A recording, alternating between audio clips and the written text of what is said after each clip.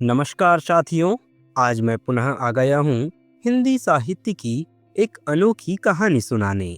जी हाँ दोस्तों, यह कहानी है सुभद्रा कुमारी चौहान जी के द्वारा लिखी हुई। कहानी का शीर्षक है कल्याणी। आइए सुनते हैं इस दिलचस्प कहानी को। विवाह के बाद नववधु को लेकर जब बैरिस्टर राधा रमन घर लौट रहे थे, तब रास्ते में ही एक रेल दुर्घटना हो गई। कई बाराती घायल हो गए। दो का तो घटना स्थल पर ही अंत हो गया। मरने वाला एक लॉ का विद्यार्थी था और दूसरे थे स्वयं बैरिस्टर राधा रमन। मृत्यु के कुछ क्षण पहले एकाएक राधा रमन ने आंखें खोलकर चारों तरफ देखा। पास ही बैठे हुए अपने मित्र जयकृष्ण से कहा, कल्याणी को तुम्हें सौंपता हूँ। यह चाहे तो इसका विवाह भी कर देना, इसे कोई कष्ट न होने पाए। अधिक वह कुछ न बोल सके और उनका प्राणांत हो गया। घायल बारातियों के साथ नववधु कल्याणी को लेकर जयकृष्ण घर आए। 2 दिन पहले कल्याणी के सौभाग्य पर बहुतों को ईर्ष्या हुई थी। आज घर घर में उसके दुर्भाग्य की चर्चा थी। उसका मुंह देखता तो दूर, सौभाग्यवती स्त्रियां उसकी छाया से भी डरती थी। वे सोचती, यह स्त्री कितनी अभागी है कि इसके परिवार में तो कोई था ही नहीं, विवाह का कंगन भी ना छूट पाया था और वैधव्य मुंह बाएं निगल जाने को खड़ा हो गया। वरना क्या उसी दिन उसी रेल में दुर्घटना होनी थी? कुछ भी हो, घर घर बड़ी बूढ़ी स्त्रियों में यही चर्चा थी कि यह अपने सत्यानाशी पैरों से जिस घर में जाएगी, उसी घर में कोई दिया जलाने वाला ना रह जाएगा। धीरे धीरे यह बात जयकृष्ण की पत्नी मालती ने भी सुनी। पति और संतान के लिए हिंदू नारी क्या नहीं कर लेती। उसके कल्याण के लिए अपना तन मन सभी कुछ न्यौछावर कर सकती है प्रसन्नता से। और जिस बात में उनके किंचित मात्र भी अहित की शंका होती है, वह काम हिंदू नारी कभी नहीं कर सकती। मालती का जी अंदर ही अंदर घबरा उठा। वह क्या करे, उसे तो अभागिन कल्याणी पर भी दया आती थी। किंतु जिस दिन जयकृष्ण का जरा सिर दुखता था, बच्ची उपमा जरा भी अनमनी हो जाती, उस दिन ऐसा जान पड़ता जैसे कल्याणों का दुर्भाग्य मुंह खोले उसे निगलने को दौड़ा आ रहा है। पर उपमा को यह अपनी चाची कल्याणी बहुत अच्छी लगती थी। कल्याणी के आने के बाद उपमा सदा उसी के पास रहती खेलती, उसी के हाथ से नहाती और दूध पीती। रात में सो जाने के बाद ही मालती उसे ले जा सकती थी। वह बालिका जागते में अपनी चाची को छोड़ना ही ना चाहती थी। मालती को यह बात पसंद नहीं थी। वह नहीं जानती थी कि उपमा उससे इतनी हिल मिल जाए। दबी जबान में उसने कई बार पति से कहा, कल्याणी को कहीं भेज दो, किसी की जवान विधवा आज 6-6 महीने से अपने घर में है, लोग क्या कहते होंगे। और जयकृष्ण सदा हंसी में टाल देते, तुम क्यों घबराती हो, कहने वाले मुझे ही तो कहेंगे, विधवा जवान हो या बूढ़ी, तुम्हें तो कोई कुछ ना कहेगा। किंतु जिस बात से मालती सबसे अधिक डरती थी, वह बात जयकृष्ण से कभी ना कह सकी। वह कैसे कहे कि वह भी इन बूढ़ियों की बात पर विश्वास करती है। उसे रात दिन अपने पति और बच्ची के अमंगल की आशंका बनी रहती। धीरे धीरे 7 महीने बीत गए और जयकृष्ण कुछ भी निश्चय ना कर सके कि वे कल्याणी के लिए क्या करें। एक दिन नगर के किसी प्रतिष्ठित व्यक्ति के मर जाने से ऑफिस बंद हो गया और वे समय से बहुत पहले घर आ गए। नीचे कोई न था, ऊपर उपमा की आवाज आ रही थी। सोचा वे लोग ऊपर होंगे। ऊपर गए। सीढ़ियों पर चढ़ते ही देखा कल्याणी नहाकर बाल सुखा रही है। खूब लंबे काले घने केशों के बीच गोरा गोरा मुंह बिल्कुल चांद सा लग रहा था। बड़ी बड़ी आंखों में एक विशेष प्रकार का आकर्षण था। ऐसा सौंदर्य तो जयकृष्ण ने कभी न देखा था। अंग प्रत्यंग से यौवन जैसा फूट पड़ता था। क्षण भर निहारने का लोभ जयशंकर संवरण न कर सके। और तभी कल्याणी की नजर जयकृष्ण पर पड़ी। उसने सिर ढक लिया। लज्जा की लाली उसके चेहरे पर दौड़ गई। उसका सौंदर्य दूना हो गया। इधर जयकृष्ण का अधीर मन बेकाबू हो चला। वे अब सीढ़ियों से ऊपर जाकर कुर्सी पर बैठ गए। कल्याणी से बोले, मुझे तुमसे कुछ बात करनी है कल्याणी। कल्याणी मरी जा रही थी। वह नहीं चाहती थी कि जय कृष्ण उससे ऐसे समय में कोई भी बात करे जब मालती घर में नहीं है। बात चाहे कुछ भी ना हो, पर मालती को संदेह जरूर होगा, यह कल्याणी जानती थी। वह इसलिए चुप थी। पर जय कृष्ण फिर बोले। उनकी आवाज और स्वर कांप रहा था। कल्याणी, मृत्यु के समय राधा रमण तुम्हें मेरे हाथों सौंप गए हैं। मेरा कर्तव्य तुम्हें सुखी बनाना है, किंतु सुख का मार्ग तुम्हें ही निश्चित करना होगा। कल्याणी ने आंखें उठाकर जय कृष्ण की तरफ देखा, किंतु देख न सकी। उनकी आंखों में उसने कुछ देखा, उसे अच्छी तरह ना जान सकी कि क्या था, किंतु उस दृष्टि में कुछ था जिससे कल्याणी सिहर उठी। एक प्रकार की बिजली सी उसके सारे शरीर में दौड़ गई। यह उसका पहला अनुभव था। कल्याणी ने कहा, आप जो ठीक समझें करें, मैं कुछ नहीं जानती। अच्छा होता कि आप बहन जी के आने पर मुझसे बात करते। वे सुशीला बहन जी के घर गई हैं। अच्छा, उनके आने पर ही मैं बात करूंगा कल्याणी, कहते हुए जय कृष्ण बाहर चले गए। मालती को यह बात मालूम होगी या स्वयं कल्याणी कह देगी, किंतु अगर आते ही उपमा ने कह दिया कि बाबू चाची के पास ऊपर बैठे थे, तो तुरंत तूफान खड़ा हो जाएगा। इसलिए कल्याणी उसे कहानी कहकर बहलाने लगी। कल्याणी को लेकर कभी घर में तूफान खड़ा हो जाता, तब उसका जी चाहता था कि धरती फटे और वह समा जाए। वह नहीं चाहती थी कि वह उनके सुखमय जीवन में विषाद का कारण बने, इसलिए सबसे छिपी छिपी रहती थी।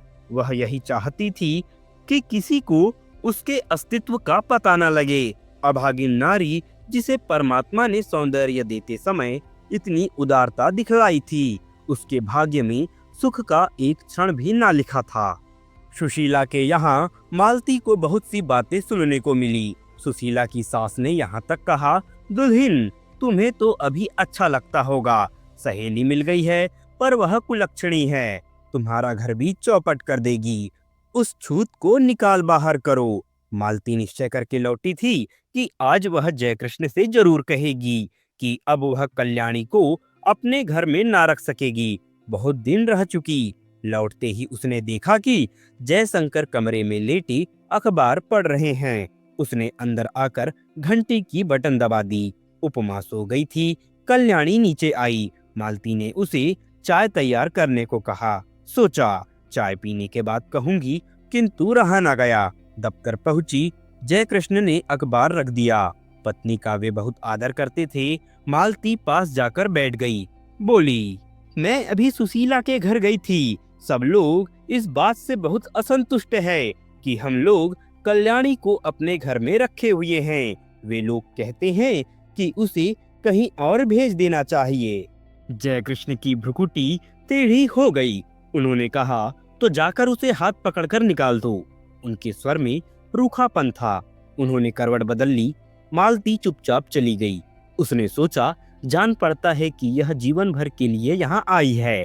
कल्याणी चाय तैयार करके चाय की मेज पर सजाकर ऊपर चली गई। चाय पीते पीते जयकृष्ण ने पत्नी से कहा, जिसे ईश्वर ने कष्ट देने में कोई कसर नहीं की, उसे हम और क्या कष्ट दें। मरते समय राधा रमण उसे मेरे हाथों सौंप गए हैं। कुछ दिन और बीत जाने दो। 1 साल के बाद वह जो चाहेगी वही कर देंगे। पढ़ना चाहती है तो वहां भेज दूंगा, चाहेगी तो उसका पुनर्विवाह भी कर सकते हैं, पर वह मुझे या तुम्हारी बच्ची को नहीं खा सकती।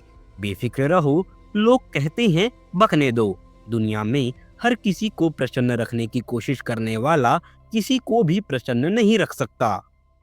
मालती बोली, मैं यह नहीं कहती कि उसे आज ही कहीं भेज दो, पर 15 दिन के बाद मुझे माँ के घर जाना पड़ेगा। मेरी भतीजी का ब्याह है। कल्याणी यहाँ अकेली रहेगी। जयकृष्ण बोले, अकेली क्यों रहेगी, उसे भी साथ ले जाना। मालती ने उत्तर दिया, साथ कैसे ले जाऊंगी, सगुन साइत के दिन लड़की पर इसकी छाया पड़ी तो लोग तो बड़ी बूढ़ी विधवा की छाया से भी हल्दी चढ़ी लड़की को बचाते हैं। फिर जान ना पहचान ऐसी स्त्री को जबरदस्ती उसका मेहमान क्यों बनाऊं? उन्हें अच्छा ना लगे तो? जय कृष्ण खींच कर बोले, तो फिर कल्याणी यहीं रहेगी। बुधिया की माँ को दिन भर रहने को कह देना, उसे कुछ और पैसे दे दिए जाएंगे। ना चाहते हुए भी आखिर एक दिन कल्याणी को घर में अकेली छोड़कर मालती को जाना पड़ा। जाते समय बुधिया की माँ को उसने अच्छी तरह समझा दिया कि बाबूजी को वही खाना परोसेगी। कल्याणी से भी कह दिया था वह बाबूजी से जैसा पर्दा करती है वैसे ही करती रहे और बुधिया की माँ रात दिन यहाँ रहे। मालती चली गई। अब जय कृष्ण प्रायः देर से जाते और जल्दी लौट आते। कभी कभी वे दफ्तर जाते ही नहीं। यह बात ध्यान देकर कल्याणी ने देखी। बुधिया की माँ जो चौकीदार पर नियुक्त थी वह कुछ समझ न सकी। पहले दिन ही खाना परोसने गई थी। जय कृष्ण की एक डांट लगते ही लौटकर बोली, बहू तुम ही परोसो, मुझसे ना बनेगा, बाबूजी खुशांत है। कल्याणी को खाना परोसकर खिलाना ही पड़ा। यही तो जय कृष्ण चाहते थे। खाना खाते खाते जय कृष्ण बोले, कल्याणी तुमने अपने भविष्य के विषय में क्या निश्चित किया है, कुछ कहोगी? कल्याणी संकोच के साथ बोली, मैं क्या निश्चय करने के लायक हूँ, मुझे दुनिया का अनुभव ही क्या है। गांव में विधवा मौसी के साथ रहती थी। एक दिन वही सुना कि मेरा विवाह होने वाला है। किससे होने वाला है नहीं जानती थी। फिर आप लोग ब्याहने आए और जो कुछ हुआ सब आपके सामने है। तब से आपके ही आश्रय में हूँ। आपको छोड़कर, आपके इस घर को छोड़कर कहीं मेरा कोई अपना नहीं है। सुना है विधवा मौसी भी अब इस संसार में नहीं है। फिर मैं क्या निश्चय करूं, आप ही कहिए। जय कृष्ण बोले, शादी होना ना होना दोनों बराबर है। पति की तुमने अच्छी तरह शायद शक्ल भी ना देखी होगी, पुनर्विवाह करना चाहोगी? कल्याणी बोली, पुनर्विवाह? विवाह से सुख मिलने वाला होता तो मेरे पति उसी दिन रेल से कटकर ना मर जाते, कहकर ठंडी सांस ली। जय कृष्ण ने कहा, तुम्हारा यह ख्याल गलत है कल्याणी। जो कुछ होना होता है होकर ही रहता है। इसमें न तुम्हारा दोष है न तुम्हारे भाग्य का। मेरा तो विश्वास है कि जिस ईश्वर ने तुम्हें इतना रूप दिया है वही सुख भी देगा। हाँ, मार्ग तुम्हें स्वयं निश्चित करना होगा। तुम चाहो तो मैं तुम्हें पढ़ने के लिए किसी पाठशाला में भेज दूं। कल्याणी को हंसी आ गई। बोली, अब मैं बूढ़ी होने जा रही हूँ, छोटी छोटी लड़कियों के साथ बैठकर कैसे पढ़ूंगी, और पढ़ना आएगा भी मुझे? मैं तो निरी मूर्ख हूँ। यह हंसी न थी, बिजली कौंध गई थी। जय कृष्ण ने कल्याणी को आज तक कभी हंसते न देखा था। वे सिर से पैर तक सिहर उठे। बहुत संभल कर बोले, कोशिश करने से सब कुछ आता है कल्याणी। फिर भी तुम खूब सोच विचार कर मुझसे शाम को अपना निश्चय कहना। शाम को भोजन के बाद रात को बहुत देर तक कल्याणी और जय कृष्ण बातें करते रहे। पहरे पर नियुक्त बुढ़िया पड़ी हुई खर्राटे भर रही थी। कल्याणी ने कहा, पति को मैं प्रेम ना कर सकी, क्योंकि संयोग और वियोग में केवल 2 ही दिन का तो अंतर था। हाँ, दया भाव से ही प्रेरित होकर उन्होंने मेरा परिग्रहण किया था, इसलिए उन पर मेरी अपार श्रद्धा पहले से ही थी। वह अब भी है, किंतु प्रेम से तो मेरा प्रथम परिचय उसी दिन हुआ जिस दिन आप सीढ़ियों पर चुपचाप खड़े थे। आप विश्वास मानिए कि आपको मैं इतने श्रद्धा भाव से देखती हूँ, उतना ही आपसे प्रेम भी करने लगी हूँ। फिर भी आपके साथ मेरा पुनर्विवाह असंभव है। क्यों कल्याणी, तुम्हें आपत्ति क्या है? भर्राई हुई आवाज में जय कृष्ण ने पूछा और कल्याणी के हाथ अपने हाथ में ले लिए। कल्याणी ने तुरंत अपना हाथ छुड़ा लिया और संदिग्ध दृष्टि से जय कृष्ण की ओर देखा। जय कृष्ण को अपनी भूल मालूम हो गई। दोनों कानों में हाथ लगाकर बोले, भूल स्वीकार करता हूँ, अब कभी न होगी। फिर कुछ रुककर कहा, कल्याणी तुम मुझसे कभी न डरना, तुम्हारी इच्छा के विरुद्ध मैं तुम्हें कभी न छूऊंगा। पर यह बताओ कि जब पुनर्विवाह करने में तुम्हें कोई आपत्ति नहीं है और तुम मुझे प्रेम भी करती हो, तब तुम्हारा पुनर्विवाह मेरे साथ क्यों असंभव है? असंभव इसलिए है कि आप विवाहित हैं, कल्याणी ने निश्चय के स्वर में कहा। जय कृष्ण ने कहा, पर हिंदू शास्त्र के अनुसार एक पुरुष कई विवाह कर सकता है। फिर तुम वह सौभाग्य मुझे ही क्यों नहीं दान करती जो किसी दूसरे को मिलने वाला है? छी छी, कल्याणी बोली, आप क्या समझते हैं कि मैं किसी और से विवाह करूंगी? यह कभी ना होगा। मैंने एक बार जिससे प्रेम किया उसी से प्रेम करती हुई मिट जाऊंगी। हिंदू नारी प्रेम करना जानती है, वह प्रेम का प्रतिदान नहीं चाहती। मैंने प्रेम किया, करती रहूंगी। यह बात दूसरी है कि प्रेम की प्रतिमा तब मेरी पहुंच ना हो सकेगी, और यह तो अपना अपना भाग्य है। कहती हुई एक दीर्घ निश्वास के साथ कल्याणी ने जयकृष्ण की ओर देखा। जयकृष्ण ने कहा, कल्याणी, तुम अपना ही अपना देखोगी या मेरा भी कुछ ख्याल करोगी? मैं पागल हो जाऊंगा। तुम्हारे बिना अब तो मुझसे एक पल भी न काटा जाता। किंतु फिर भी तुम निश्चिंत रहना, मैं तुम्हें कभी हाथ न लगाऊंगा जब तक तुम्हारी आज्ञा ना होगी। आधी रात को भी तुम मेरे पास उतनी ही सुरक्षित रह सकती हो जैसे सगे भाई के पास, क्योंकि मैं अधम नहीं हूँ। तुमसे प्रेम करता हूँ, तुम्हें पाने का इच्छुक हूँ, पर सत्य मार्ग से, कुमार्ग से नहीं। कल्याणी बोली, ना मैं अपना कुछ देखती हूँ ना आपका। सच यह है कि मैं मालती जीजी के सौभाग्यों पर कुठाराघात न कर सकूंगी। उन्होंने मुझे कुछ समय में आश्रय दिया है। जो कुछ बन सकेगा भला करूंगी। उनकी बुराई मुझसे ना हो सकेगी।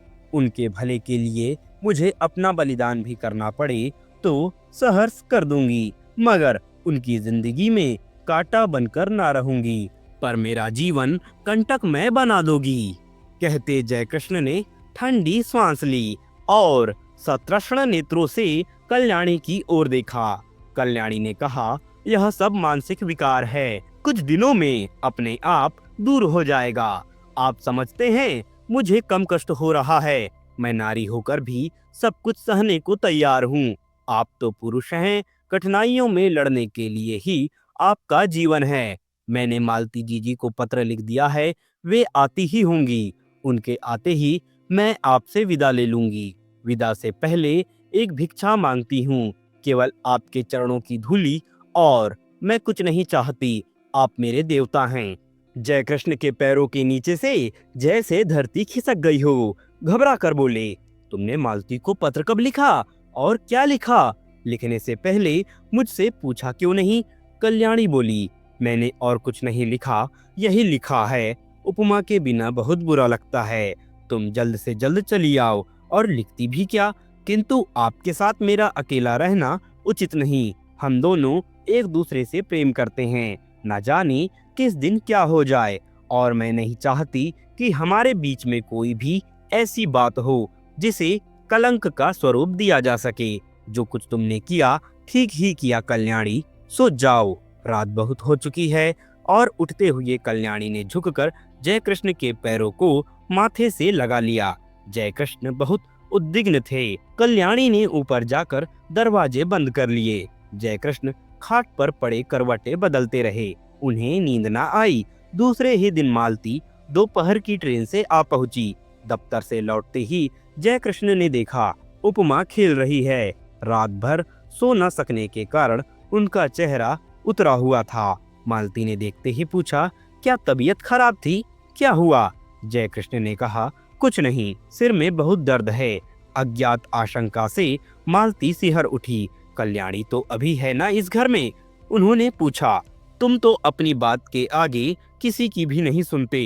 कितनी बार कहा उसे कहीं भेज दो, पर जब तुम मानो तब ना। इस तरह तुम्हारे सिर में दर्द होता है, मैं तो घबरा जाती हूँ। सब लोग कहते हैं वह अभागिन है। जयकृष्ण को दूसरा ही भय था। वे यही सोच रहे थे कि कौन जाने कल्याणी है भी कि नहीं। उन्होंने कहा कि मालती के आते ही वह विदा ले लेगी। विदा का अवसर कहीं आ तो नहीं गया? जयकृष्ण का हृदय धड़क रहा था। उन्होंने कहा, मैंने कल्याणी को एक पुत्रीशाला में पढ़ने के लिए भेजने का निश्चय किया है। यह बात तो उसे भी मंजूर होगी, जरा उसे बुलाओ तो। मालती को इस बात से बड़ी शांति मिली। कल्याणी यहाँ से चली भर जाए, कहीं भी जाए, इसकी उसे चिंता न थी। उसने घंटी बजाई, पर कोई ऊपर से ना आया।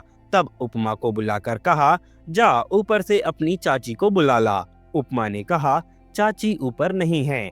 घबराकर मालती ने ऊपर नीचे सभी कमरे खोज डाले। कल्याणी का पता नहीं लगा। जय कृष्ण पागल की तरह दौड़कर ऊपर गए। कल्याणी के बिस्तर पर उसके गहनों की पेटी रखी थी। उसके नीचे एक पत्र लिखा था, जाती हूँ, अपनी उपस्थिति से आप लोगों को जो कष्ट दिया या मुझसे जो अपराध हुए उनके लिए क्षमा कीजिएगा। मेरी खोज ना कीजिएगा, व्यर्थ होगी। मेरे ये गहने उपमा के लिए हैं। अभागिन कल्याणी। जी हाँ दोस्तों, यह थी कहानी सुभद्रा कुमारी चौहान जी के द्वारा लिखी हुई। हम बहुत बहुत धन्यवाद करते हैं हमारे श्रोताओं का जिन्हें यह कहानी पसंद आई। अगर आपको यह कहानी पसंद आती है तो हमारे YouTube चैनल को सब्सक्राइब जरूर कीजिएगा। हमें आपकी बहुत आवश्यकता है। यह कहानी अपने दोस्तों के साथ साझा करें और अपनी प्रतिक्रिया हमें कमेंट बॉक्स के जरिए जरूर भेजें। हम जल्द ही मिलेंगे एक नए दिन नई कहानी के साथ। हमें दीजिए इजाजत। नमस्कार।